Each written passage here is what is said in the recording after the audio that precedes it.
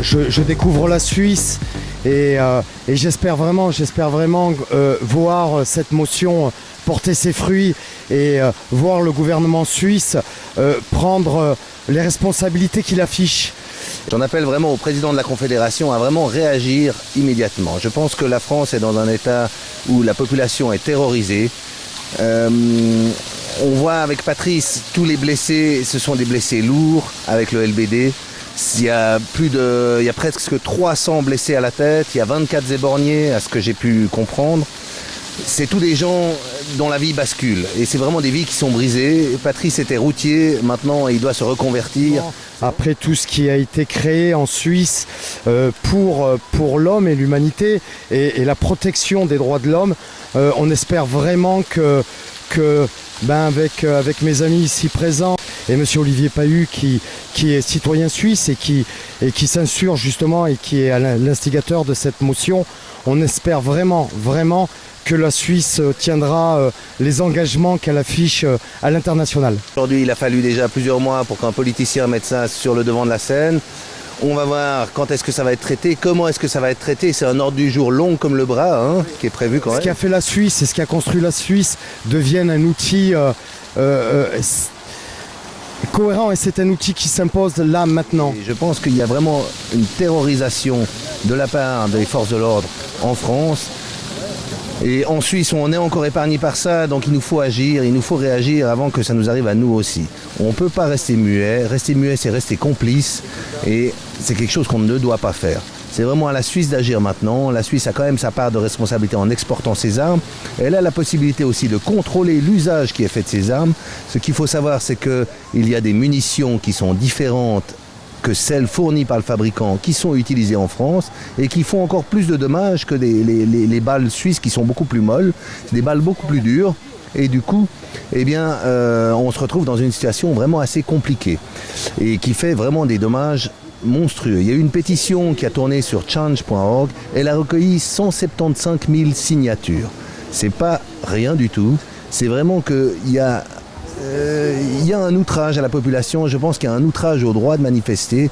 On peut être pour les gilets jaunes, contre les gilets jaunes, mais je pense qu'on ne peut pas être pour laisser faire cette violence gratuite des forces de l'ordre. Grâce à Internet, aujourd'hui, on peut voir vraiment les vidéos. Les vidéos sont prises sur le moment, on peut en voir plusieurs, donc on peut corroborer vraiment ce qu'on voit. Et on voit vraiment que c'est de la violence gratuite de la part des autorités contre des gens qui sont simplement là pour exprimer un droit, pour exprimer une revendication.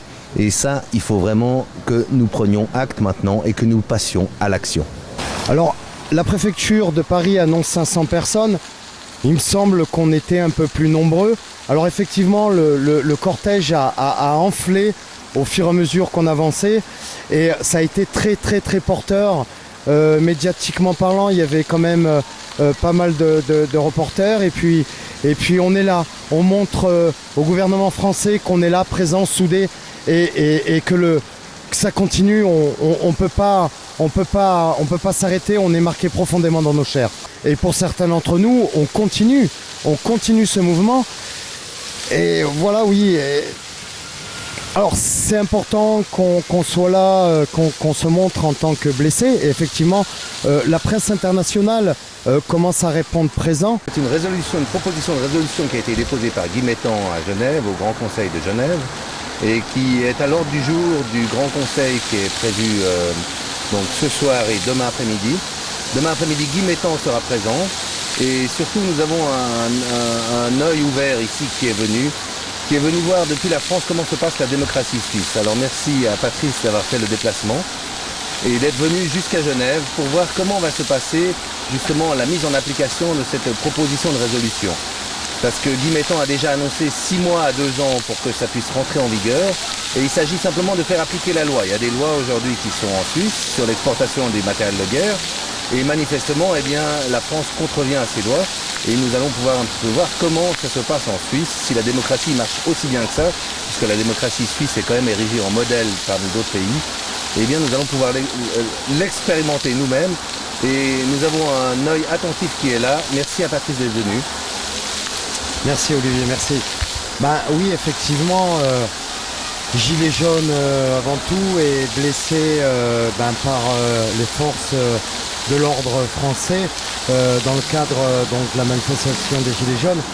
Alors, on sait tous que cette période a drainé vraiment beaucoup de blessés et de mutilés par le biais du LBD 40, notamment fourni par l'entreprise Brugger et Thomé, et puis d'autres matériels comme les grenades. Il y a une énorme attente par rapport à la Suisse, par rapport effectivement, vu que la Suisse s'inscrit quand même avec des valeurs importantes quant aux défenses des droits de l'homme, et à savoir pas mal de valeurs, notamment au niveau des conventions de Genève quant à l'utilisation des armes de guerre.